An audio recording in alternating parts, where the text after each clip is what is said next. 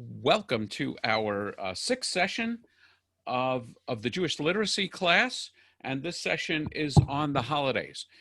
And it always strikes me how quickly we have to go through stuff. I mean, you may think, my God, we're doing 18 weeks of roughly hour and a half sessions. I will now know everything anyone could possibly know about Judaism. Oh boy, it ain't true. If you want to spend an entire hour on Sukkot Monday night next week, this same Zoom room, we're going to be having an Adat Elohim Torah discussion strictly on Sukkot. But so this session is on the major holidays. Last time we talked generally about the calendar. This time we're really going to talk about the focus on the holidays that are most observed. So Hanukkah. So the first question, of course, is how do you spell it? Is it, Hanukkah? So, believe it or not, there's statistics on this. Here's the dispersion, the solution. In blue states, they spell it with an H, and in red states, they spell it with a CA. I'm only kidding here. And there's other variations. But of course, there's only one correct way to spell Hanukkah. That's Chet Nun Kaf Hey. That's the way you spell Hanukkah. The basic story is covered the basic story is covered in my book, which I hope you have a copy of. And it's roughly 167 years before the Common Era. There is a revolt, and the revolt is against the growing Greek influence. This is the period of Hellenism, of the aftermath of Alexander the Great and Greek influence taking hold in much of this part of the world. And generally speaking, the Greeks were pretty tolerant of the countries that that they dominated and having their own religion, but they weren't terribly tolerant of Judaism. I'll just be a little interactive. Can any of you guess why they wouldn't be tolerant of Judaism, and they might be tolerant, let's say, of paganism in various forms? So one of the odd and annoying things about Judaism is certainly by this time it's monotheistic. So it's not only saying we have our God, but your God is a false God. Whereas paganism, rabbis don't say enough good things about paganism, in my opinion. Paganism is inherently tolerant. There's lots of gods. You want to worship this God, you want to worship that God. In Rome, worship Roman gods. In Babylon, Babylon gods. When I visit you, I'll worship your gods. When you visit me, you worship my gods. It's very tolerant. Monotheism is inherently intolerant. So the idea, so therefore, Antiochus Epiphanes, who is the head of the local ruler in this land, and Antiochus Epiphanes is sort of, I guess, Latin for Tony who thought he was God, was not tolerant of Judaism. And so he put up statues of himself in the temple. So he sacrificed pigs in the temple and basically tried to suppress a lot of Judaism. Jews who were very attracted to Hellenism, many of them went along with this because they liked the Greek ideals. And in fact, there's a story of attempts by Jews to reverse their circumcision, literally by stretching the remnants of a foreskin to make them look more like the Greeks, who would, as you probably know, would exercise in the nude. And so there was a lot of assimilation. And there arose among the Jews a guerrilla warfare against the Greek rulers. And this was a combination of very traditional Jews and even assimilated Jews. And there's a lot to this story. They needed the assimilationist Jews to figure out the tactics. If the Jews were particularly pious, they would read the Torah literally and conclude that, we couldn't fight or lift arms on the Sabbath against our enemies, and the enemies could figure that out pretty quickly. And so they were getting massacred. And so particularly the Jews who who were more influenced by Greek philosophy, came up with this very Greek logical idea that since the Torah says we should live by God's law and not die by God's law, that you can violate the Sabbath to save human life, and you can violate the Sabbath to fight in wars. So that thought was critical. The word Hanukkah, very few people know this. The word Hanukkah means dedication. So what they're celebrating here is the rededication of the temple. It was cleansed and rededicated. And as you know, the story is that the Ner Tamid, the continual light, only had enough oil for one night, and it turned out to have enough oil for 8 nights. And so that becomes the basis of the holiday. And I always like to observe, without Hanukkah, there would be no, Hanukkah is not the Jewish Christmas. I'm going to have you repeat that in a little while. But without Hanukkah, there would be no Christmas, because 167 years before the birth of Jesus, roughly, Judaism might well have been eliminated. And had Judaism been eliminated, it's hard to imagine how Jesus would have been seen as the Jewish Messiah. But to pay us back, or on the other hand, however you want to characterize this, without the Christian church, we would know a lot less about this holiday and this battle, because the Christian church preserved the books of Maccabees. I'll say more about that in a moment. The rabbis did not want the books of Maccabees in the Bible, and they rejected the books of Maccabees. The books of Maccabees are Jewish books written by Jews telling the story of this revolt. The rabbis were uncomfortable with this. Why were they uncomfortable with this? The rabbis who are deciding which books are in the Bible, which books are not in the Bible, are making these decisions in the Talmudic era. In a Talmudic era, the Jews have been defeated twice in their revolts against Rome, both in the Great Revolt in the year 70 and in the Bar Kokhba Revolt in the year 135 of the Common Era. These revolts decimated the Jews. It was a Holocaust. 2/3 of the Jews were murdered. The Jews were expelled from Jerusalem. The land was salted, so nothing would grow in it. It was a disaster. And the last thing the rabbis wanted to do was to have a story in the Bible that says, gee, if you just have enough faith in God and you revolt, God will be on your side and we will win. Because we had 2 experiences where that went very, very wrong. So the rabbis did not include the books of Maccabees. So for the Catholic Church never got the memo in the Talmud to kick these books out. These books were translated into Greek as part of the Septuagint. So if you buy a Catholic Old Testament, you will find a collection of books called the Apocrypha. We're going to discuss the Bible in a later class in detail, called the Apocrypha, which are not in the Hebrew Bible. And they're also not in the Protestant Bible. And my own theory is the Protestants concluded if the Catholics did it, it must have been a mistake. So the Protestant Bible has the same books in their Old Testament that we have in our Bible. So the celebration, I'm not going to belabor and have lots of illustrations and things about how to light a Chanukah. The handbook, which as I mentioned, is very good on teaching you how to do Jewish. Basically, there is a special menorah. The word menorah, as you'll see in a minute, is a generic term for a candelabra. It has, and the great menorah, the symbol of the state of Israel and what was in the temple in ancient times, has 7 branches. A Chanukah has 9 branches, 8 candles and a shamus. You place them from right to left, and you light from left to right. And the menorah is supposed to publicize the holiday. So you're supposed to put it in a window so it can be seen from the street. If you go to Israel, in many homes, there's a place that almost looks like a mailbox, a little enclosed place with a pane of glass so the wind doesn't blow the lights out, where you place the menorah. And we discussed this last time. I know Murray raised some questions.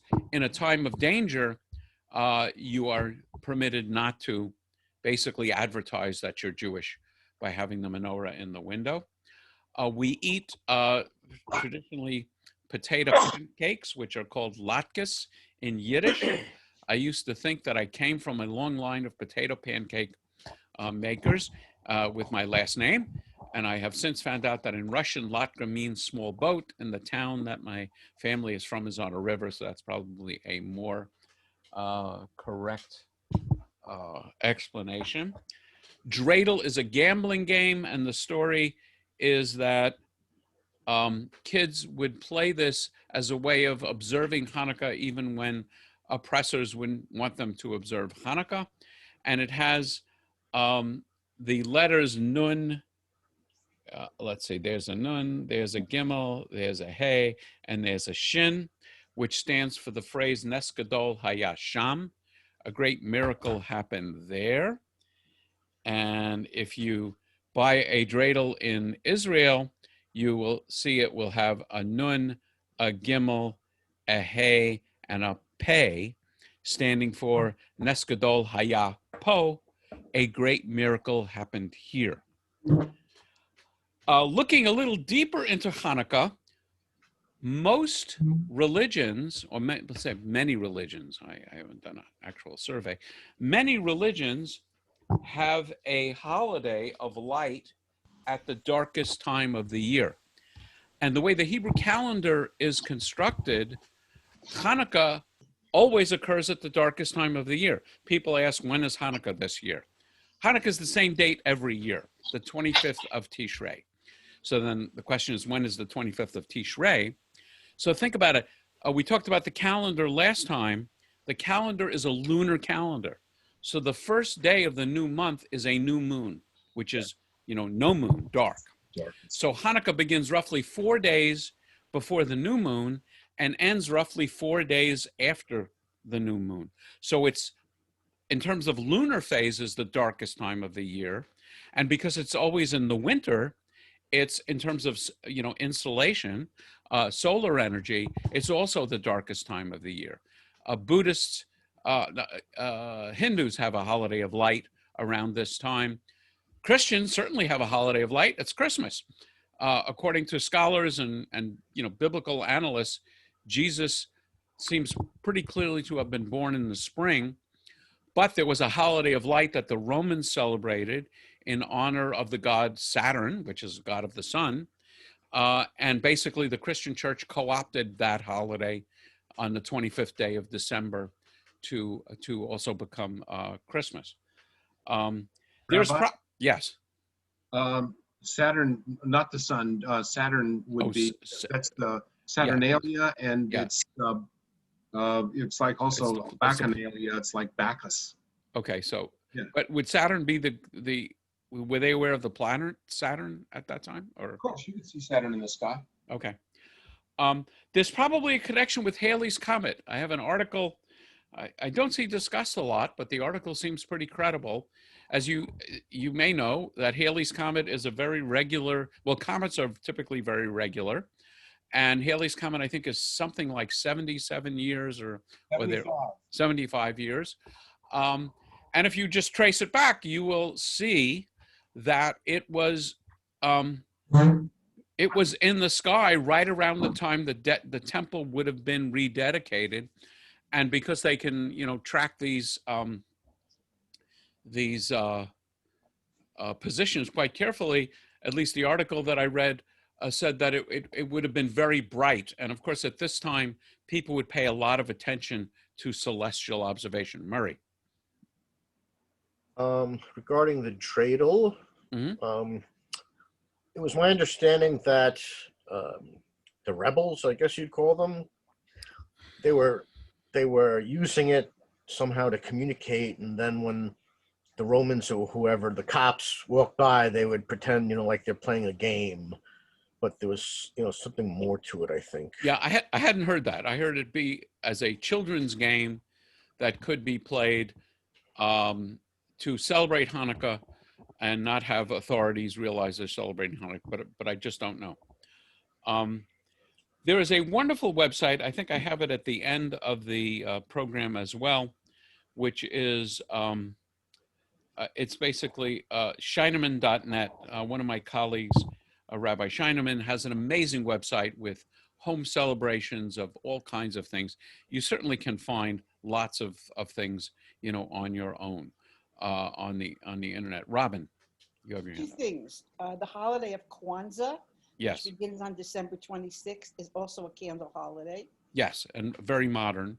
Yes, very modern, but it adds to it. And Yep. the idea of the dreidel, what I learned was that when the Romans would not allow the teachers to teach the children, the teachers took the scrolls in their the thing you put your arrows in when you're going out to shoot. Oh, yeah, yeah. And they went out into the woods with the kids, and they would sit and teach them, and they would give one child or one adult perhaps a dreidel to play, so it would appear if the Roman soldiers came in that they were just playing a game.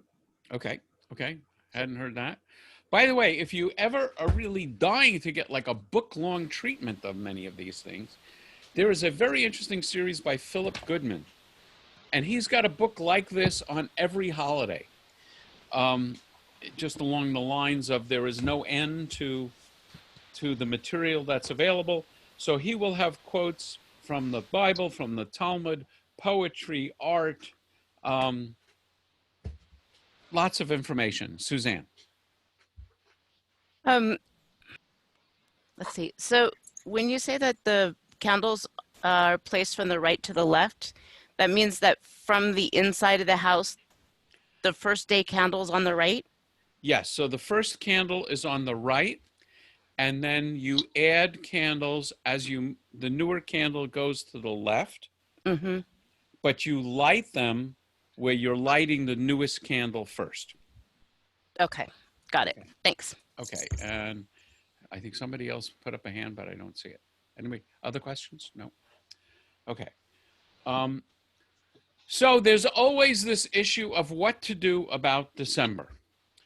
And it's sometimes called the December dilemma. You know, do we celebrate Hanukkah? Do we celebrate Christmas? First thing, I'll say a few things. Hanukkah actually is a pretty minor holiday. If you go to Jews living in Muslim lands, they will have a Chanukah, and they might have, it's actually not traditionally a gift-giving holiday, as we'll see in a moment. Purim is more of the gift-giving holiday. And it will be hardly celebrated. In this country, it's celebrated a lot because of the confluence with Christmas.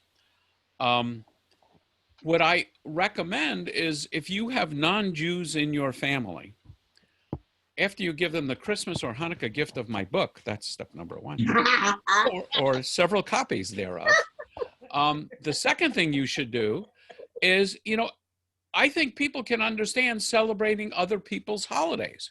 You know, I often say with kids go to, you know, in the good old days, we actually went to birthday parties, and at a pretty early age, I don't know what that actual age is, a kid could understand it's not my birthday, but I'm celebrating, you know, my friend Sam's birthday. So in the same way, even in an interfaith family, where let's say mom is Jewish and dad is not Jewish, and dad wants to celebrate Christmas, even if you're raising the children Jewish, I have no big issue with dad celebrating his holiday and the family just understanding this is dad's holiday, just like, you know, on dad's birthday, it's not my birthday. So, you know, don't make a bigger deal of it than you need to. What I would say is in a Jewish home, you should celebrate Jewish holidays. And just to not be confusing, people will say Christmas has become a secular holiday, and I bemoan that fact. I want Christians to be religious. I once in Montana had a couple that said, we just like decorating our house because we like the way it looks. And so my response was, great, do it in February. It'll look just as nice and it'll be more unique. I once had a couple it was also in Bozeman, Montana when I was a student, and they wanted me to come over and talk to them about celebrating Christmas. And the couple was arguing about it. And what was fascinating was the husband was raised Jewish, was born Jewish. The wife was a convert to Judaism. He wanted to have the Christmas tree because he always had a Christmas tree as a kid. She, being far more knowledgeable in Judaism than he was and wanted to have a Jewish home, did not want to have the Christmas tree. So that's surprising.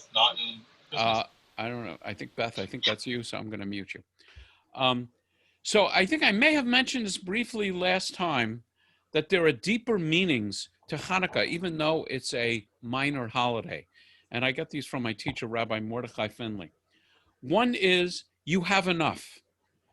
The lesson of Hanukkah, whether you focus on the victory of the few and underarmed over to the vastly outnumbered enemies, or just the oil lasting, the extra days. A overriding lesson here is, even though you think you don't have enough, you do have enough. So how do we bring that to our time? How do I understand it through a modern insight?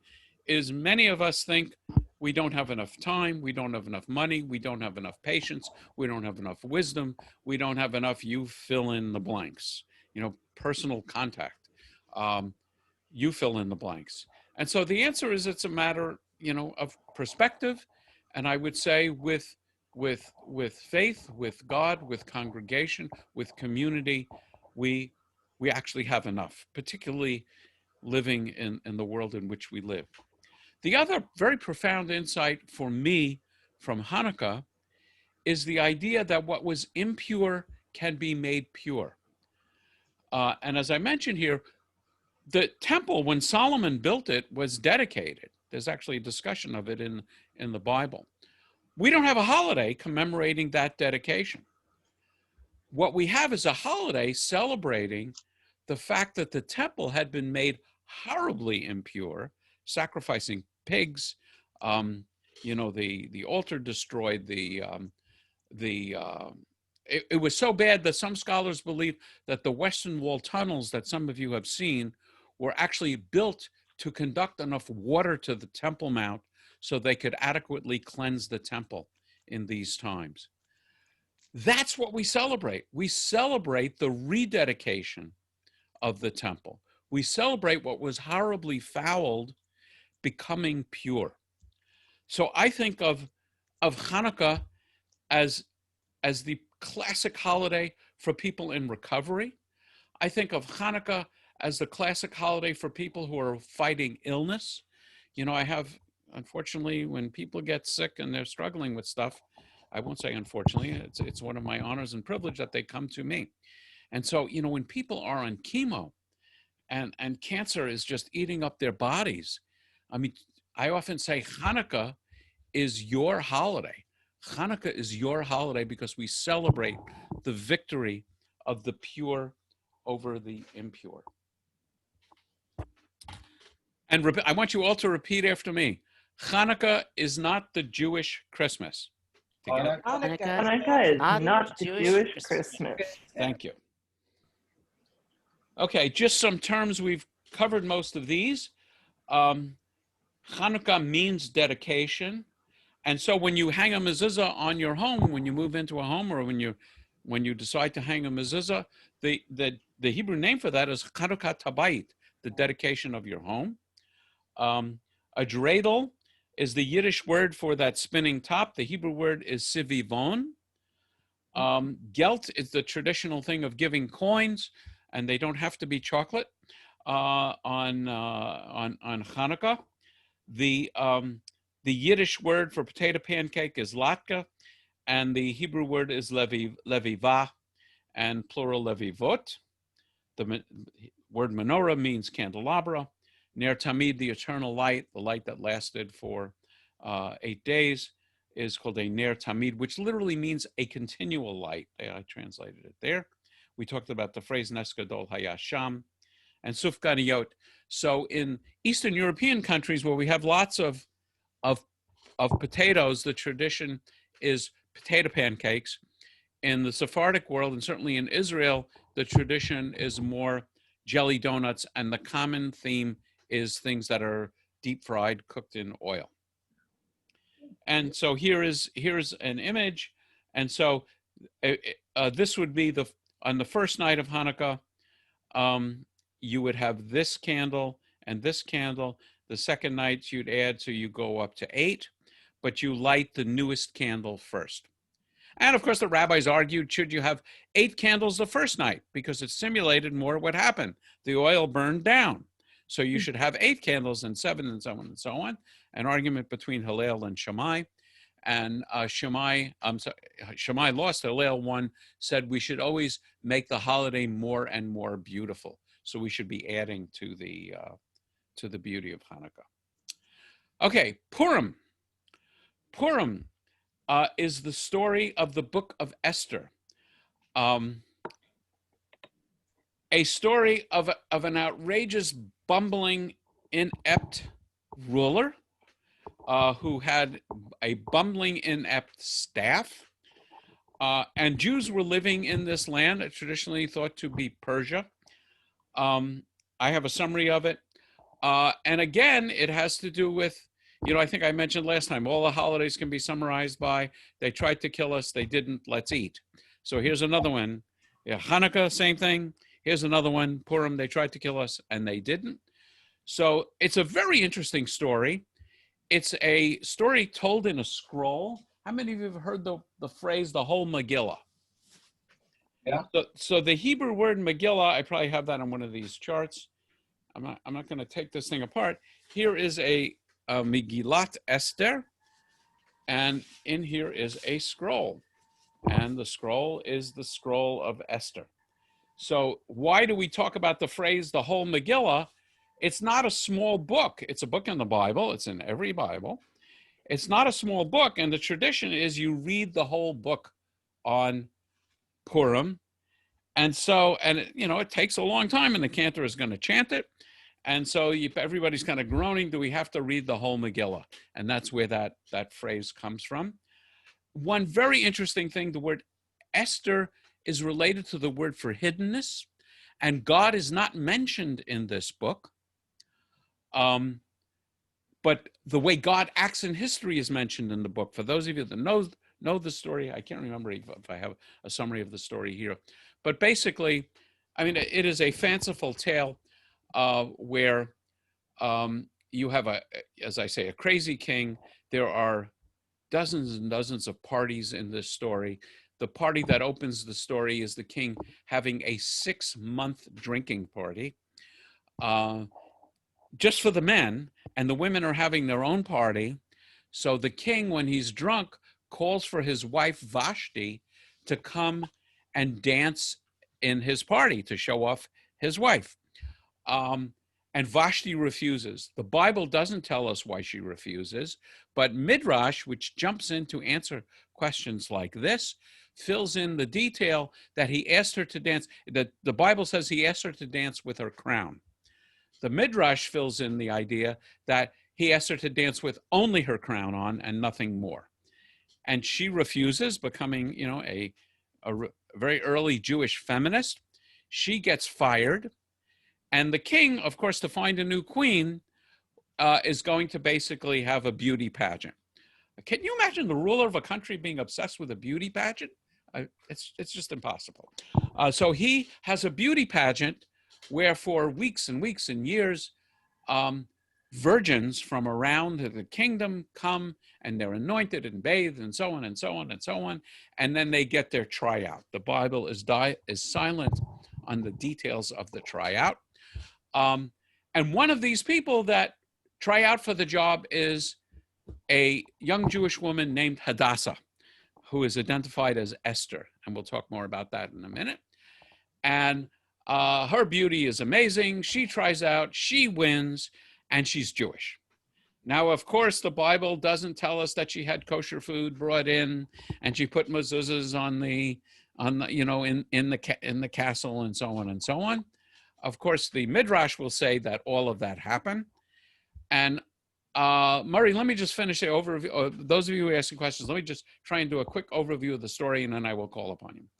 So then, basically, the king has an advisor named Haman, and Haman is insulted by Esther's cousin, who won't bow down to him. So he decides he wants to kill all the Jews.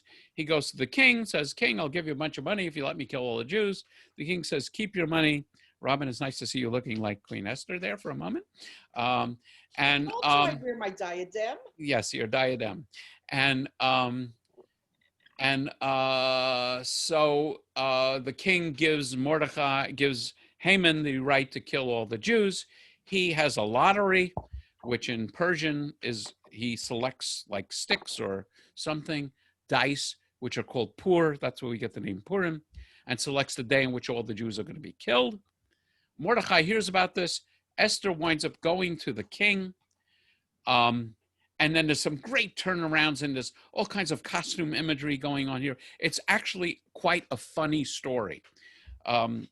Maybe sometime around Purim, we'll have a class on, outside of this program on Purim. It's a very funny story because Esther, first of all, there's a rule that that no one can enter the royal court unless they're invited. And if they come uninvited, they will be put to death unless the king holds out his royal scepter, and then the queen can touch it. And can't imagine what that might make you think of. And then her life is saved. So she goes in there and she says, the king says to her, "Esther, what can I do for you? You can have anything up to half of my kingdom." And she says, "All I want to do is throw a party for you and Haman." They have the party, and the next time he says, "What can I do for you?" Anything, another party. Meanwhile, back at the Passover, the king has discovered that Mordecai saved the king's life. So anyway, it's really too long a story to try and summarize. But in the next meeting, the king says to Esther, "What can I do for you?" And she says, "I beg for my life and the life of my people." And the king goes crazy. "Who would do this to you?" Haman. The king flies out in a rage. Haman throws himself on the, I'm not sure why this is popping up. No. Haman throws himself on Esther's bed to beg for his life. The king comes in, and there's Haman in his wife's bed. So Haman is hanged, and everybody more or less lives happily ever after. Okay, so let's see. The names that are still up. Beth, you had your hand up, and I don't know if anyone else also. Beth, you're muted. I wanted to make clear I understood you because I thought you said Vashti was Jewish, and I don't remember ever hearing that. No. If I said that, I misspoke. I said kind of Jewish feminism, and so that was not entirely accurate. But she is a heroine in feminist thought because she asserts herself, and then the king is basically egged on by his advisors, who say, what's going to happen if you let Vashti get away with this? The crazy idea that wives can disobey their husbands might take hold. So there's definitely a feminist agenda here. I remember learning in religious school that Vashti was seen as evil, but I don't remember why anymore. Does that sound familiar to you as far as a Jewish point of view? You sure you're not confusing it with Lilith? Yeah. No. I don't know. Yeah. I mean, she disobeyed the king. Is that evil? Well, no. Okay. Murray. Yeah, my Torah study group is staunchly feminist. They're always complaining about why do we never know from the woman's point of view. Like even the story of Dinah, they're not all too happy about. But in this case, in the story of Esther, I heard recently one of them was saying that it might even have been that Mordecai was pimping out his niece. Now, I think that is, I didn't see that. I mean, I read it. I didn't see that. But what was the problem, that I guess I didn't know about, these tryouts that you said. Now, these tryouts meant that, that going in, they're virgins, Right. and after the tryout, they're no longer virgins, and therefore nobody will ever want them because they've been, used. So I think what happened was like they just have to stay there like slaves or something. They talk about in the book of Esther a harem pre-tryout and another harem post-tryout. So it would have been if he hadn't picked Esther, she would have just been part of the. Yeah, so I don't know. So it was very dangerous for Mordecai to have to send her in. Yes, and I think you can question that. I would say under Jewish law, there is no law that you have to be a virgin to be married. In fact, in the ketubah specifically, it is specified whether the bride is a virgin or, as I sometimes like to euphemize, a pre-owned bride. And the bride price is different for a virgin than a woman who's been married before. But the only person who has to marry a virgin in Jewish tradition is the high priest, and we haven't had one of those for 2,000 years. Yes, Angela.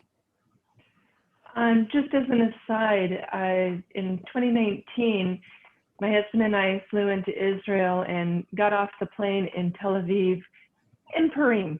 Yeah. And so it was really interesting to see how this holiday that has so much meaning behind it turned into a very interesting party Halloween event. Yes, because if you read the story carefully, and I encourage you to read it, there's a lot of change of dresses. There's a lot of mix-ups with people dressing in other clothing. And you're actually commanded to be joyful because they didn't kill us.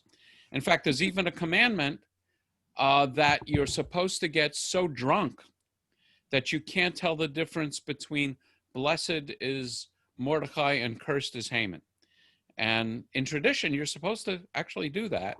And of course, they tried very hard to do exactly that. Yes. So the customs are dressing in costumes, reading the Megillah, cheering and booing, sending gifts.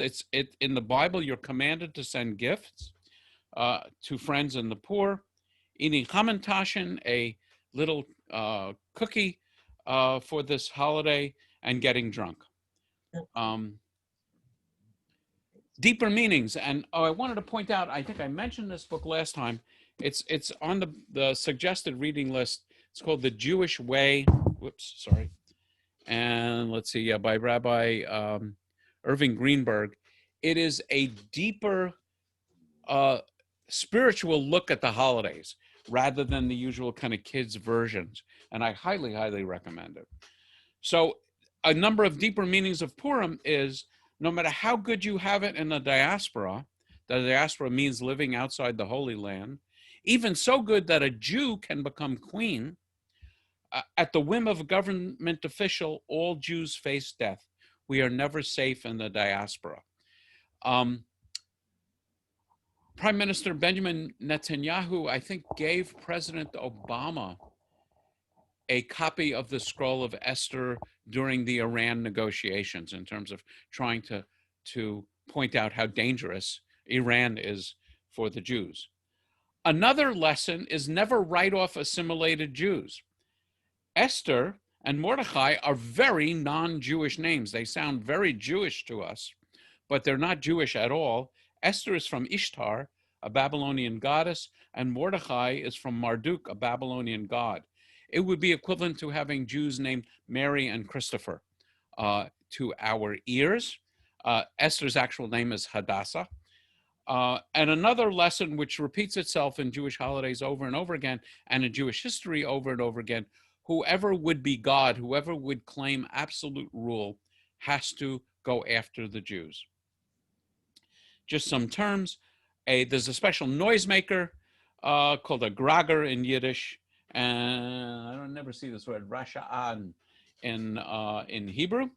Hamantashen, a three-cornered pastry, either representing Haman's ears, Haman's pockets, or other things that I won't mention. Megillah, the Scroll of Esther. Megillah, broadly speaking, means a scroll, and there are 5 scrolls in Jewish traditions. And Megillat Esther is the scroll we read on this holiday. And sending gifts is Mishlach Manot and Shlach Manos. That's in Yiddish, to send gifts. The name Purim.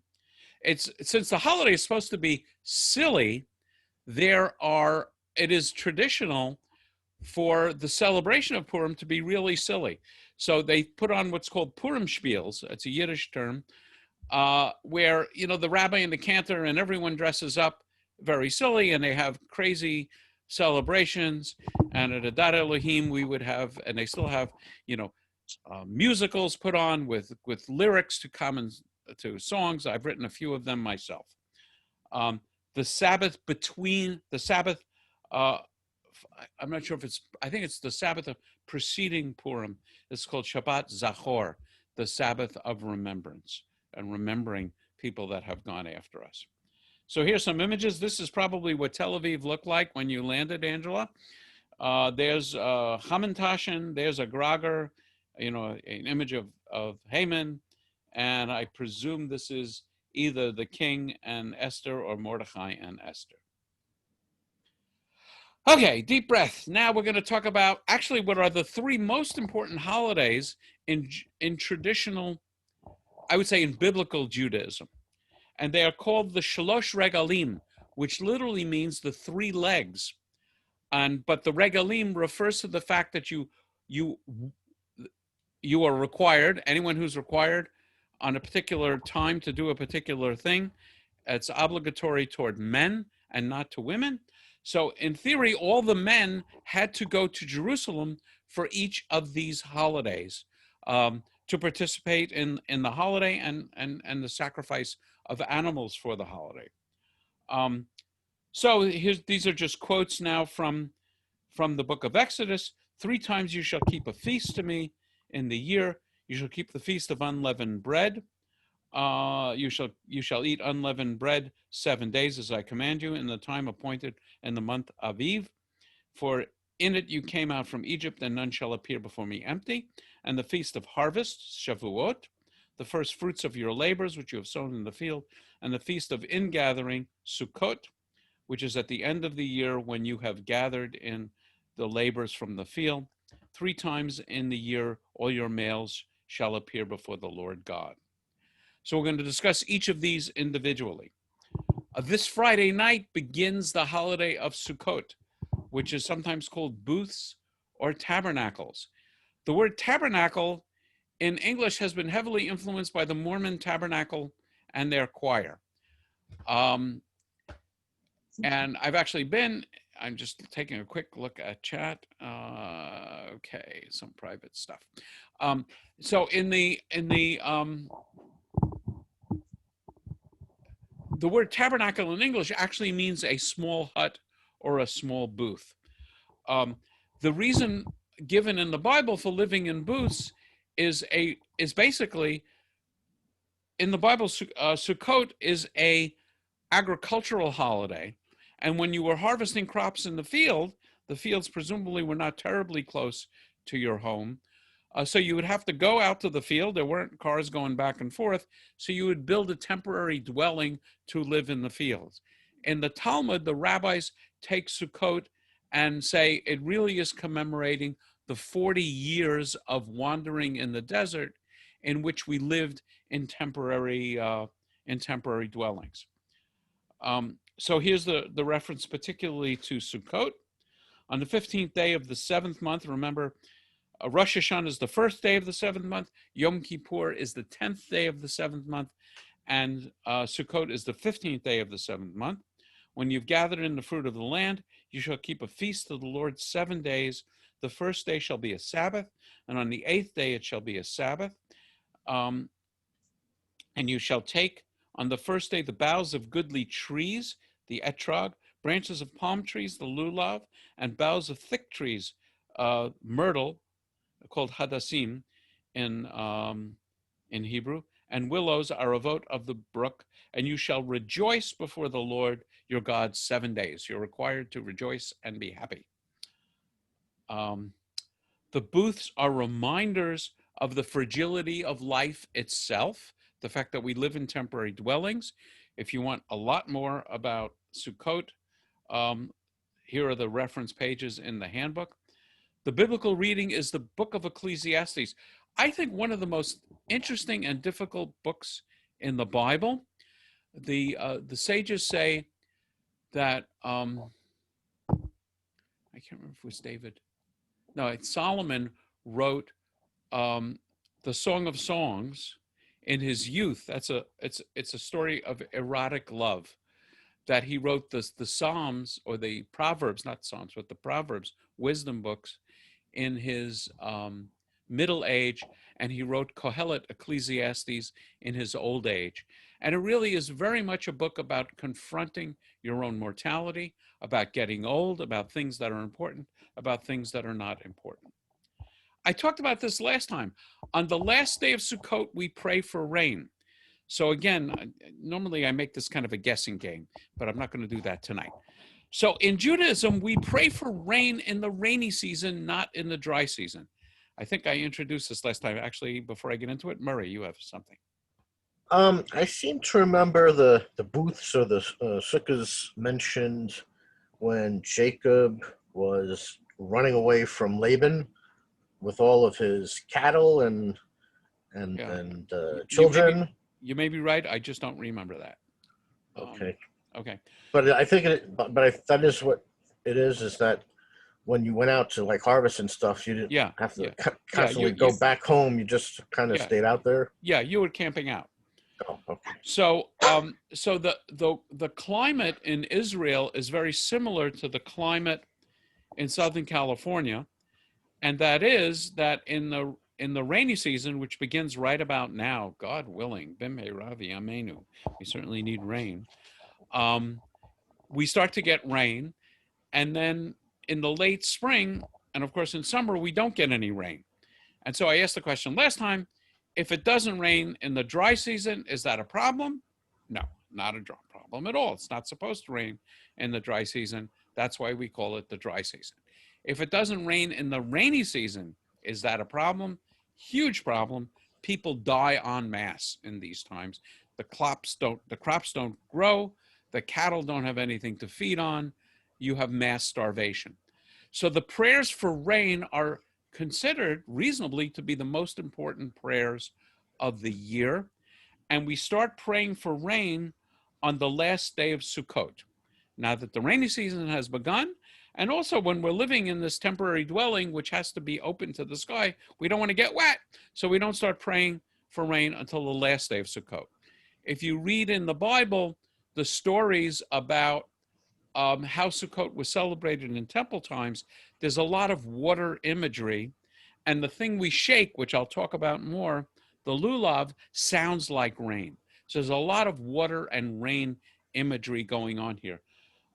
Some scholars believe that the Yom Kippur, that atonement, is where it is to cleanse our souls of sin, so our prayers for rain should be will be more likely to be answered. And in fact, I won't get into this in great detail, but if you look at the books of Maccabees, remember these stories about the original Hanukkah, what they say and what Josephus says, Josephus also writing not too long after these events, what they say is once the temple was cleansed, the Israelites celebrated Sukkot because it was so important to pray for rain. And in fact, Sukkot, as you'll see in a moment, is the only 8-day holiday in the Bible. All the other holidays are 7 days. There's an 8th day, which is a separate holiday, which is called Shmini Atzeret, on which we celebrate the Torah. So they celebrated an 8-day holiday, Hanukkah. So for several hundred years, Hanukkah was simply Sukkot in Kislev, was Sukkot in the winter. And then in the Talmud, we hear about the miracle of the oil as being the underlying reason for Hanukkah. Terms for Sukkot, the willow, we'll talk about the elements of this lulav that we shake, the etrog, the citron, chadas, the myrtle. The lulav is a palm, and it's also the 4 species together. There's a tradition in synagogue, if you celebrate Sukkot, of making circuits where they carry the Torah, particularly on Simchas Torah, around the congregation. And those circuits are called hakafot. There's Sukkot. There's also something called ushpuzim. This is something I never heard of till I went to rabbinical school. Ushpuzim are guests. So there's a tradition that in your sukkah, and you're supposed to dwell in the sukkah. What does that mean? If it's not too cold, if it's not too rainy, remember you're commanded to be happy. So if there's nothing going on that would make you unhappy, then you can sleep in the sukkah, you eat your meals in the sukkah, and you're supposed to invite guests.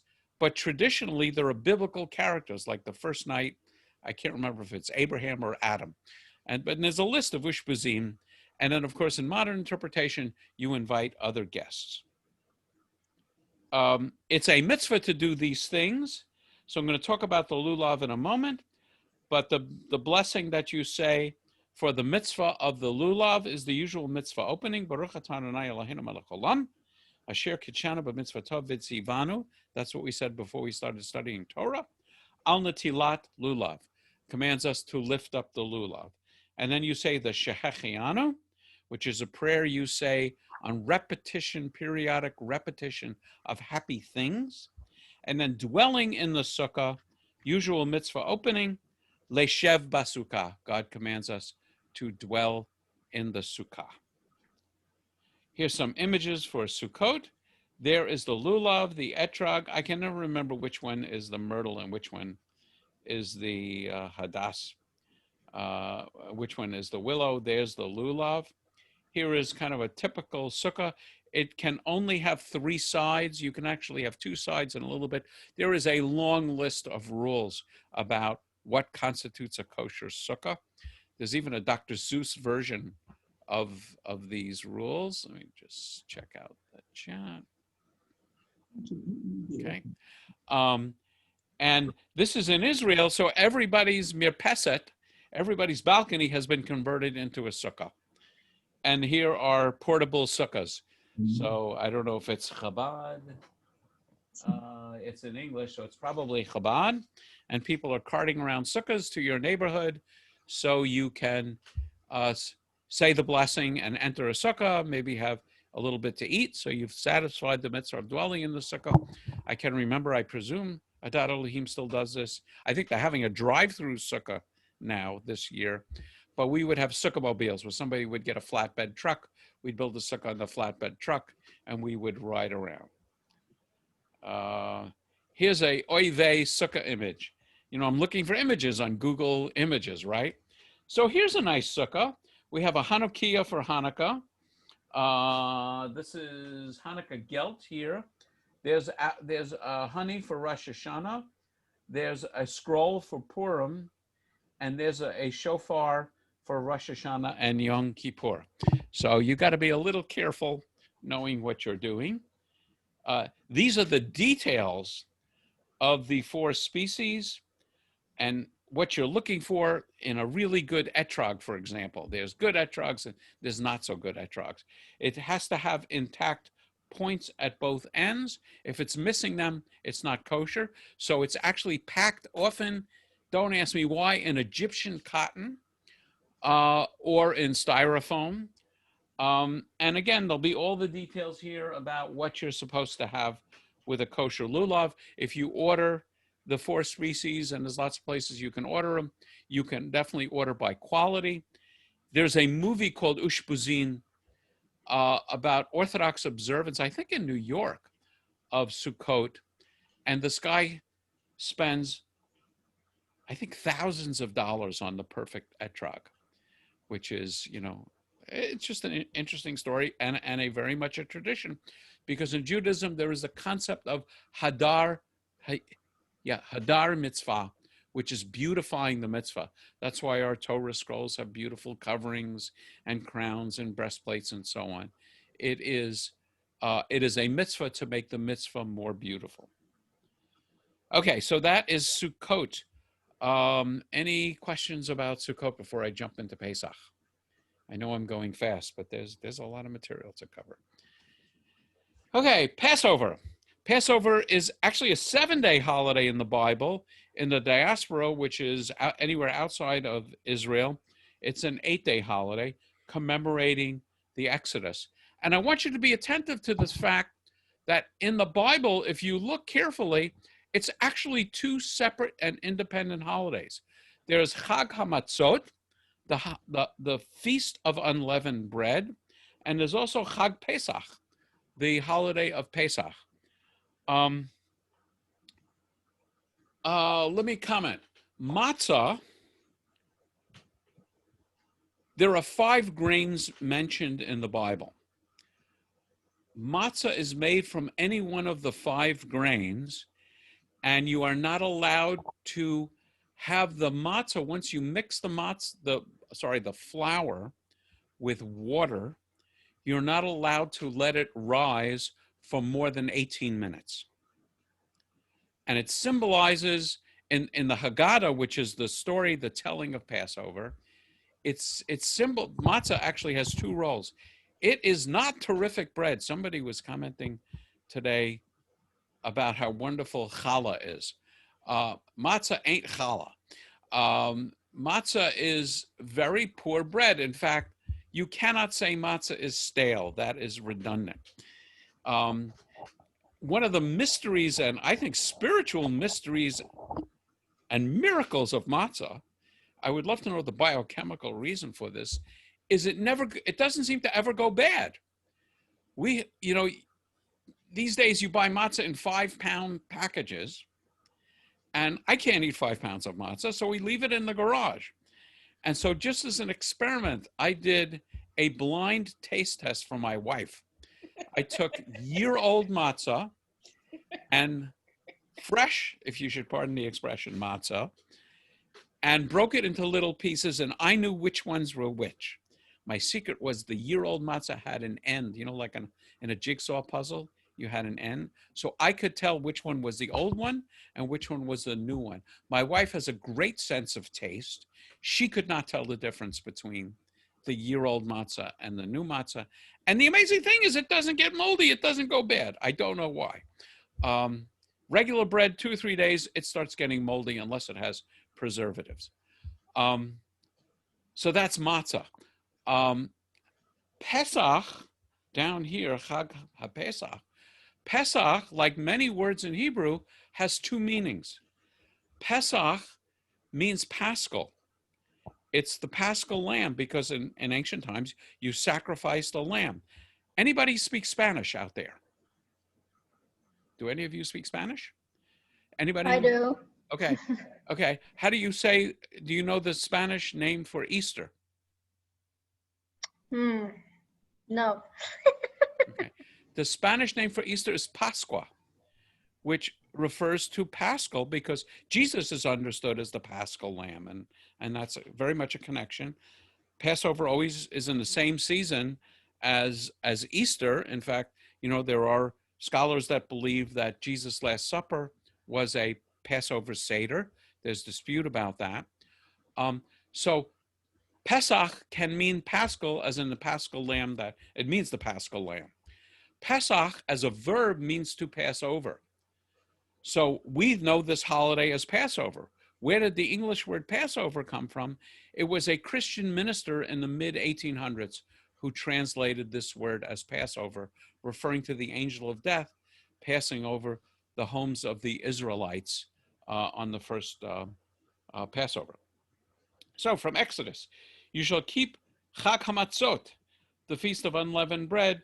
You shall eat unleavened bread 7 days, as I commanded you, in the time appointed in the month of Aviv. For in it you came out of Egypt. And then also in Exodus, and this day shall be for you a memorial, and you shall keep a feast to the Lord throughout your generations. You shall keep a feast by ordinance forever. 7 days shall you eat unleavened bread. The first day you shall put away leaven out of your houses. For whoever eats leavened bread from the first day until the 7th day, that soul shall be cut off from Israel. So equivalent to excommunication. And these times, if you were kicked out of the camp, you were in deep trouble. And the first day there shall be a holy convocation. The seventh day there shall be a holy convocation. No kind of work shall be done in them, save that which every man must eat. Only that may be done by you. So the laws of not working on Passover and actually the other holidays are slightly less strict than the laws of not working on the Sabbath. And you shall observe the feast of unleavened bread, for in this same day have I brought your armies out of the land of Egypt. Therefore you shall observe this day in your generations by an ordinance forever.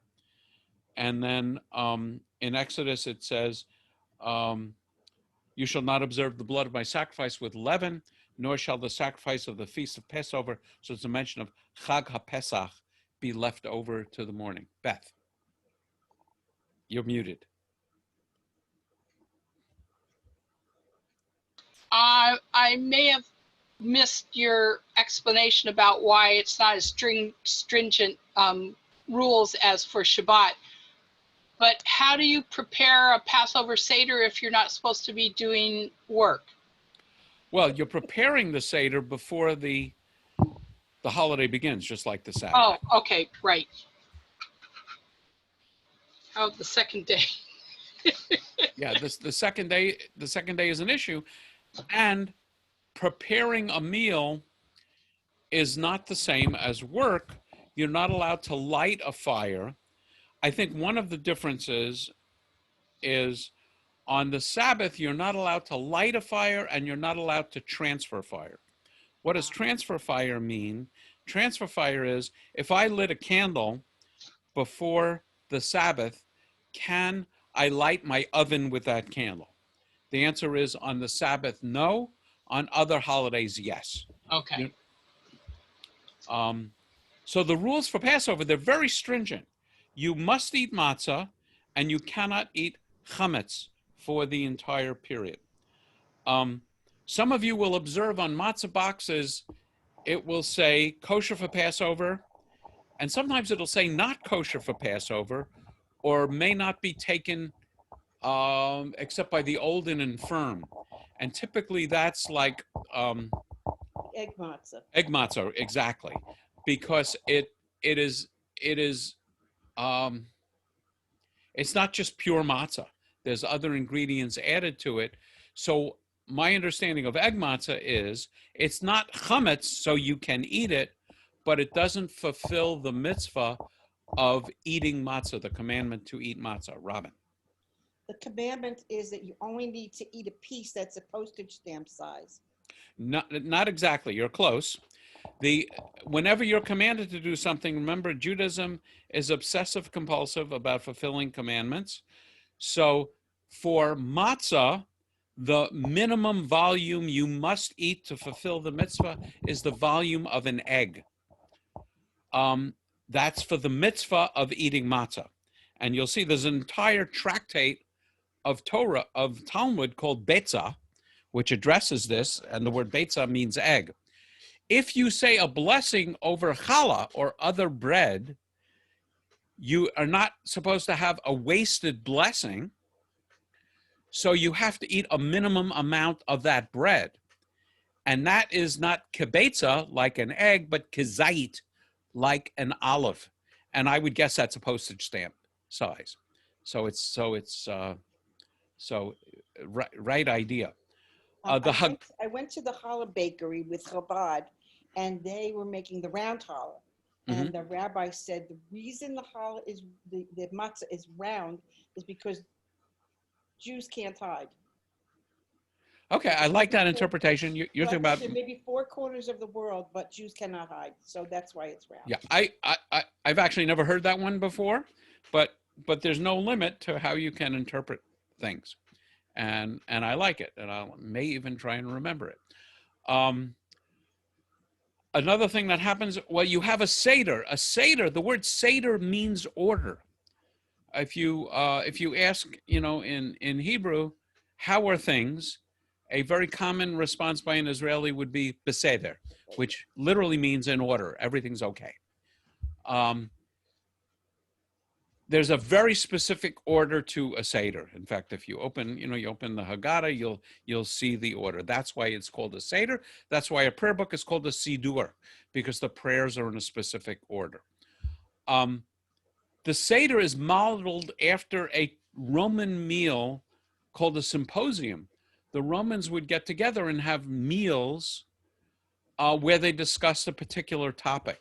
So the rabbis of the Talmud adopted this idea. We're going to get together. What are we going to discuss? We're going to discuss the Exodus from Egypt. One of the fascinating things is that in a traditional Seder, Moses is not mentioned. So think about it. You're having a detailed telling of the story of the Exodus without mentioning Moses. I think maybe there's one place where Moses is mentioned in one of the blessings. It's almost hard to figure out how you could do that, but equally interesting to figure out why you would do that. And again, the rabbis were very nervous that a redeemer, a savior, might turn out to get worship. Does this sound familiar to any of you? Worshiping a redeemer or a savior? That's what they were nervous about. So they wanted to make sure that Pesach was not a holiday about Moses. In fact, if you read the text carefully, you may recall from a traditional Haggadah that said God took us out of Egypt with a strong hand.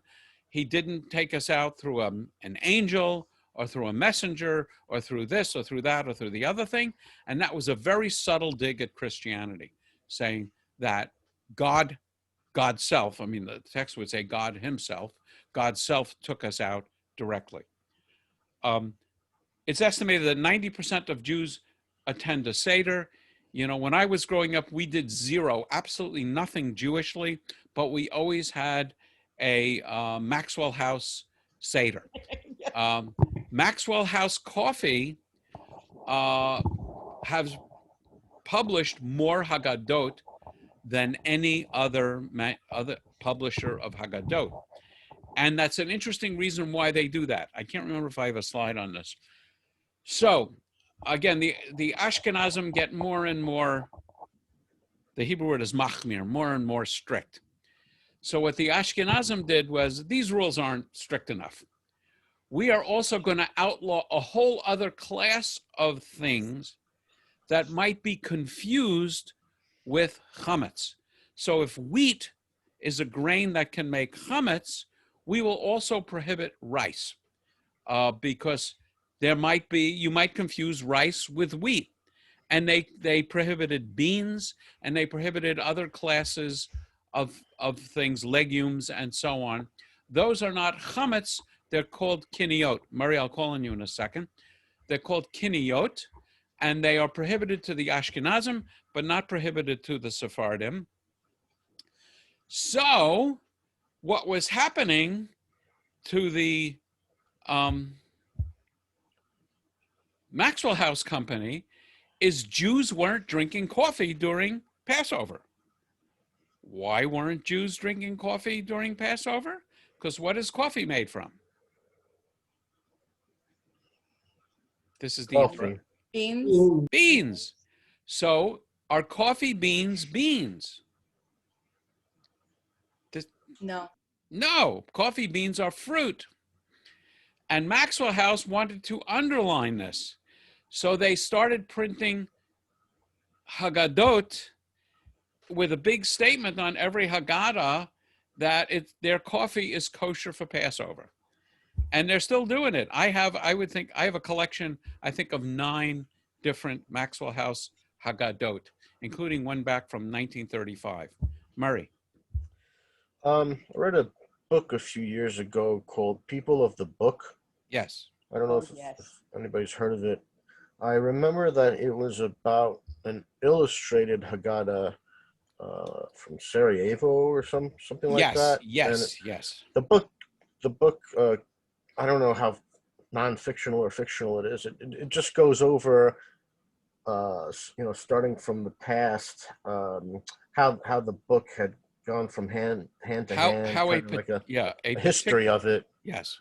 And going to to Italy and Yes, making very it to interesting Israel. story. Or yeah, it was very fascinating. So if anybody, I actually not only have the book you read, but I have a sort of a facsimile edition of the Sarajevo Haggadah. but is that true about the I mean, I know the Maxwell House Haggadahs, they have pictures in them. Is that something about illustrated Haggadahs? I mean, they were Oh they were yeah, like yes, they were like finely illustrated, not just like yes, cartoons. yes. But There's a illustrator named Sizik, I think. I'm not sure if I'm pronouncing his name correctly, who has beautifully illustrated books, and among them are Haggadot.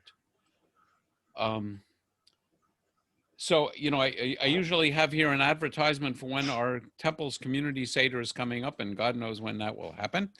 But for those of you who are not Jewish or don't have a regular Seder to go to, call your local synagogue. They almost all have community Seders. I mean, I conducted a virtual one this year for my family, and I think I did another one for the community. And again, from probably from Rabbi Greenberg's book, but just generally a deeper meaning to Passover, is the idea to live as though you were personally freed from Egypt. That's one of the statements in the Haggadah. As Rabbi Greenberg puts it in his book, now I remember for sure, he said, to be a kosher Jew, you have to be a little bit of a ham. So you have to actually pretend that you were freed from Egypt. And part of this idea is we're eating the bread of poverty. The bread of poverty becomes the bread of freedom. In the early part of the Seder, for those of you who know the Seder pretty well, we have a song and a prayer that says, Halachma Anya. It's actually in Aramaic, Beth. There's actually a lot in the Haggadah, which is in Aramaic, including the song Chad Gadya, that's all Aramaic. So matzah starts off as the bread of poverty, and ultimately it becomes the bread of freedom. So, and that's actually one of the sub themes of the whole story is, and the story is told twice, about how we went from physical slavery to freedom, and also how we went from spiritual slavery. The story is told twice, once from a spiritual point of view, once from a physical point of view. The spiritual one talks about how we were idol worshipers, and then we discovered monotheism. From a spiritual point of view, from a physical point of view, there's this discussion of the physical exodus from Egypt. There's actually two meals going on here. There is a spiritual meal going on here, an intellectual meal. And so we actually say a blessing. We wash our hands. Those of you may remember there's a lot of hand washing going on. And the first time we wash our hands, have you ever noticed, and I'm sure this has really been bothering you and keeping you sleepless at night, we wash our hands without saying a blessing. Do you remember that from the Haggadot? It will always say, wash your hands, but don't say a blessing. The reason is we're washing our hands before a meal, but because the meal isn't a physical meal, we don't say the blessing. And then we start saying blessings over everything in sight to make up for that, you know, the greens and the matzah and so on and so on. And then when it comes to actually the time for the meal, we wash our hands again because it's a physical meal. Murray. Yeah, I seem to remember there was a bit about the hiding the matzah. Yes. Afikomen, and also leaving an empty seat. There's the cup of Elijah. So I will talk about hiding the matzah and Elijah in a moment. But I think it was, I think you're supposed to leave your door open. Yeah, we're going to talk about it. That's for Elijah. Which was kind of like, we didn't really want to do that in the Bronx. I don't know. You know. Can't imagine why. You mean you don't think Elijah was coming? Well, okay. Somebody named Elijah might come. Yeah, right. I will talk about that. So the Afikomen, one of the things going on in Passover is the idea of involving the children. This is sometimes Judaism in its development becomes perfectly perverse. And this is a great example. The original idea of the Seder was to make sure that the children were involved and asking questions. So the story is told of 4 children. We have the youngest asking 4 questions. We have the search for hidden matzah, which we still do, which is the afikomen, trying to involve the children. Now, what happened over the last 1,500 years or so? First, the rabbis add to the Haggadah and they never take anything away. So it gets longer and longer and longer and longer. We're supposed to really appreciate the meal, so we're supposed to not eat anything after noon. And of course, the Seder starts at sunset, which in the spring is not particularly early. And then we have the entire introduction to the Seder, which goes on and on and on and on. And if you're lucky, you get a bit of parsley, you get a little bit of matzah, maybe some gefilte fish, maybe an egg. And so the kids are starving and they're also falling asleep. So they're gone. So the purpose of doing this has disappeared. So one of my teachers, again, Mordechai Finley, said, make your Seders an hour, okay? You can take that hour and talk about one thing, or you can try and do a summary of the whole thing in an hour, which is what I usually do. But don't make it last longer than an hour, and have snacks so people and the kids can eat. And one of the things to involve the kids is the afikomen. There's a little bit of the matzah at the end, which you need to conclude the Seder. And so the idea is, in some families, the grown-ups hide it and the kids got to find it and they get a prize. In other places, the kids hide the matzah and the grown-ups have to find it, and then they negotiate it as a hostage situation. Okay, there are a bunch of 4s going on here. There are 4 cups of wine, arba kosiot.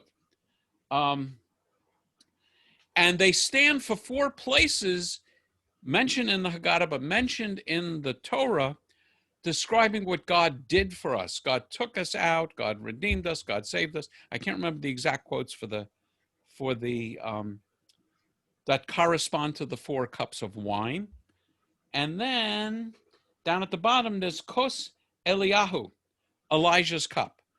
So the 5th statement in the Torah is God will bring us into the land, and basically we will, I can't remember the details, but yeah, I'll talk about the orange people. Sukkot Depot, I have no idea. Yeah, you're gonna, okay. There's a 5th statement, and believe it or not, the rabbis can't make up their mind about whether to have a 5th cup of wine. So there's an argument in the Talmud, and they can't decide. So they, I can't remember the term, the Talmudic term for it, but they basically said, we're going to leave this up to Elijah. Why Elijah? Because Elijah is traditionally thought to be ushering in the Messiah, according to biblical texts. So the idea is, when Elijah comes with the Messiah, since Pesach is about salvation and deliverance, we figure he'll come on Pesach. It's a good time for Elijah to come. And the first question we'll ask Elijah will be, should we drink this cup of wine? Because for 1,500 years, we haven't been able to decide. So the tradition is, there's also something called, Murray, the seat of Elijah. That's actually at brisses, at circumcisions. I haven't heard the concept of leaving an empty chair for Elijah at a Seder, but who knows? There's no reason not to. But basically, during the Seder, at one point in time, we open the door to invite Elijah in to the room. And in a lot of families, somebody sneaks a drink out of the cup. So it's a little bit like the tooth fairy, that Elijah was really here and we just didn't see him. But that's not the point of this. Is to answer the question, should we drink the 5th cup of wine? Some of you have mentioned having an orange on the Seder plate. And there's a story about the origin of the orange on the Seder plate. And every place I read tell me that the story is not true, but it's such a good story, it should be true. And here's the way the story goes, that when the Reform movement started ordaining women as rabbis, somebody made the crack that a woman has as much place on the bima as a rabbi as an orange does on the Seder plate. And so since this started getting around, in many Seders, people put an orange on the Seder plate. Somebody else mentioned, Lois mentioned, having a cup of water, because instead of the cup of Elijah, this is called the kos Miriam. Yeah, both. Yes. Yeah, sorry if I misstated that. Yes, both. You have, in addition to the cup for Elijah, you have the cup for Miriam, because Miriam's role is not always given its due. Miriam has a huge role in the Exodus story. She saves Moses' life. The tradition is that there was a well, this is a mystical tradition, that followed Miriam. And so the Israelites had water in the desert. And of course, one of the episodes of bitter waters where there's no water to drink is right after the death of Miriam. Back to the list. Arba Habanim, the 4 questions mentioned in the Talmud. Again, the details of how you celebrate a Passover Seder is another perfect example of how there's almost nothing in the Bible, and there's an entire tractate of the Talmud detailing what you're supposed to do with the Seder, and one of those is to ask questions. The questions have actually changed over the years. It's sort of an interesting point. You're supposed to search for the chametz. Here's another really interesting thing. Suppose you're making a vat of beef stew, good kosher beef stew, and somehow by accident, a small drop of milk falls into the vat of big beef stew. Aaron, take a deep breath. It's not as bad as you think. So the question is, have you ruined the beef stew in light of its kashrut, it's being kosher? And the answer is no. The answer is, as long as the volume of the impurity is less than 1/60th of the total, you pretend that the impurity doesn't exist. The impurity doesn't eliminate the stew. Probably a more common problem is an insect would get into a stew. An insect is not kosher, so do you have to throw the stew out? Because, I'm sorry? Yeah. Grasshoppers are. Only one kind of locust, and no one is sure. Murray, when you've tasted them all, let me know which ones are kosher. So when a fly goes into your beef stew, you haven't ruined it because it's less than shishim, 1/60th. Why 1/60th? The Babylonian number system was based on 60. That's why we have 60 seconds in a minute, 60 minutes in an hour. On Passover, that doesn't apply. On Passover, no level of impurity is allowed. That's crazy element number 1. Crazy element number 2 is it's not only that you're not allowed to eat chametz, you're not allowed to own chametz. What is chametz? Chametz is anything that has one of these 5 grains that hasn't been kept away from water. So there's makeup, there's bird food, there's other kinds of animal foods that have grain in them, and they haven't been studiously checked to make sure you don't mix them with water and fully cook them within 18 minutes. They are not kosher for Passover. And because the rules of kashrut on Passover are so strict, you're not allowed to own them. So there's a tradition called bidikat chametz, searching for chametz. And you're supposed to find a little and burn them. We're going to see a picture of a big bonfire in Israel of them burning chametz. And then, let's say you have a lot of money invested in various canned goods and crackers and, and stuff. And now you own them. What are you supposed to do with them? So here is something that some of you will love and many of you will hate. There is the tradition of selling the chametz. Here's how it works. So, Bryce, I'm going to use you as our token non-Jew with your permission. Is that okay? Okay, good. So here's the deal. Let's say the rest of us are Jewish, and we have a bunch of chametz.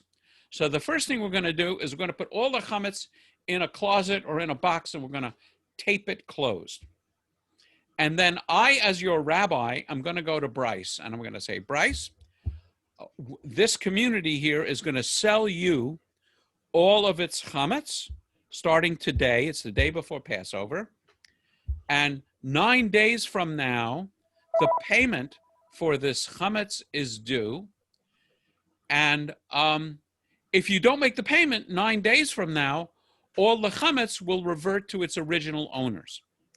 And there's actually a form contract to do that. And this is what happens in the traditional community, is there is the sale of the chametz, and the payment comes due, the payment is not made, all the chametz reverts to its original owners. Because, and beyond that, there's a ritual declaration that any chametz that I may have missed, you know, under the cushions in the sofa and so on, I hereby declare to be non-existent. The spring cleaning, you know, what you're laughing about, you have all of our chametz. The spring cleaning for getting rid of the chametz is huge and enormous. Sonia, who... But I don't own it yet until the payment goes through. That's an interesting question. I don't know. No, absolutely, you own it. You own it. No, hold on a second. It's very important that you own it, because we can't own it. You own it effective immediately, and only if you don't pay for it does it revert. It's kind of like your mortgage. You buy a house with a mortgage on it, you own it. If you don't pay off your mortgage, or if you're late, the bank can come and claim ownership of it. In Morocco, Sonia would say they would have, now they had maids, they would take all the furniture out of their home and put it basically on the lawn, do a complete and thorough cleaning of the house. And I think she said they even would repaint the house, the interior. Good time to repaint when there's nothing in there. She talked about emptying stuffing from pillows and mattresses to restuff them with other materials. It's a huge undertaking. Let's see. So chametz is prohibited on Pesach. There's another story I love to tell because it illustrates. I used to be part of a listserv. This was before Facebook, for Orthodox Jews, and there was a crisis that occurred. The crisis was just before Pesach. Some cereal company, let's just call it Honey Nut Cheerios, sent samples out. Okay, so if you were an Orthodox Jew, you've rid your house of chametz, it's in the middle of Passover, and all of a sudden you go out to your mailbox, and there, either with your name on it or occupant and your address on it, is a box of Honey Nut Cheerios. You have violated the law because you own chametz. Some people suggested that, you know, you could throw it out immediately. Too late, you own it. There was even a suggestion, and they were going back and forth on this when I unsubscribed from the list, that you could stop your mail for Passover. But then the issue is, if you have that box sitting at the post office with your name and address on it, do you technically own it? So there's all kinds of problems, which, thank God, and I mean that literally, I don't have to worry about. There are foods that we serve, chopped nuts, wine, and apples, which represent the mortar of the bricks. We sing a song, Dayenu, that talking about the miracles that God has done for us. The Haggadah is the prayer book that we use on Passover. Karpas is a green vegetable, symbolic of the spring. Kos Eliyahu, we talked about, Elijah's cup. The Makot, the plagues, we recite the plagues and take a drop of wine out of our cups, because a full cup of wine represents happiness. So even though we're happy that God brought us out of Egypt, we remember with unhappiness the fact that the Egyptians were hurt by these plagues. There is a sort of a charity collection, literally called Ma'ot Shittim, money for wheat, so people could buy matzah. Bitter herbs are called maror. There's matzah. Pesach is Passover. Seder, ritual meal. Shabbat Hagadol, the Sabbath before Passover, is called the Great Sabbath. And in traditional times, or traditional Judaism, that was the only Sabbath in which the rabbi would traditionally give a sermon. And the subject of the sermon was kashrut, how to keep kosher on the Sabbath, and a shank bone, another ritual meal for Passover. Let's see. Some images. There's Passover plate, matzah, the traditional things on the Passover plate. Here is a White House Seder hosted by President Obama. Burning of the chametz. I'm sure this is, well, I don't know if it's Tel Aviv. Actually, it looks more like Jerusalem to me. In certain stores that will be kosher, they will cover the chametz and no doubt sell it to a non-Jew to keep people from buying it. I kind of like this one. Happy Easter to our Christian friends. Happy Passover to our Jewish friends. To our atheist friends, good luck. I like that. But not as much as I like this one. Country style pork spare ribs. Happy Passover. Oh, God, I have a whole other holiday. Okay, I'll fly through this. Shavuot means weeks. We count the days, 7 weeks, 49 days between the last day of Passover and the holiday of Shavuot, which had an agricultural basis in the past, which is understood to be the anniversary of the giving of the Torah. It's got a couple of other names. It's in the handbook. I mentioned that it's the receipt of the Torah. Every time Moses says to Pharaoh, "Let my people go," he adds the word "so that we may go and worship God." And the issue that defines how you approach Judaism is your understanding of what happened at Sinai. And I think later, when we talk about Bible, we'll talk about that. The idea of the revelation underlines a profound idea in Judaism of covenant, that God bounds God's self in a relationship. God isn't a dictator that can just willy-nilly do anything. And if you read, Roman mythology and Greek mythology and even Egyptian mythology, there are all kinds of crazy stories of robbery and theft and stealing and so on. God is a God of justice. It celebrates the first harvest. The book of Ruth is read, themes of faith and harvest. There's a tradition of late night Torah study, which we've been doing on Zoom, the night before Shavuot. And confirmation in Reform Judaism is traditionally celebrated on this day. And we read the 10 utterances. That's the way they're called in Hebrew, the Aseret HaDibrot, or the 10 Commandments in synagogue. 10 Commandments. Blintz's food with dairy, being dairy. There's a bunch of reasons why dairy is eaten traditionally on Shavuot. Mitzvah, the Hebrew word mitzvah means commandment. I mentioned Shavuot and I mentioned Tikkun Leil Shavuot. There's the Scroll of Ruth, Megillat Ruth. Cheesecake, Sinai, picture of Sinai, and people marching up. I don't know if that's a time. That may actually be a time when I went up to Sinai. Or it may be a stock photo, I don't know. But I did go up, climb Mount Sinai. Okay. For lots more wonderful information, go to Rabbi Amy Scheineman's website, as I mentioned. And then I think I threatened at one point in time that I will suggest readings for the next class. Let's see, what is the next class? So we finished Sacred Time.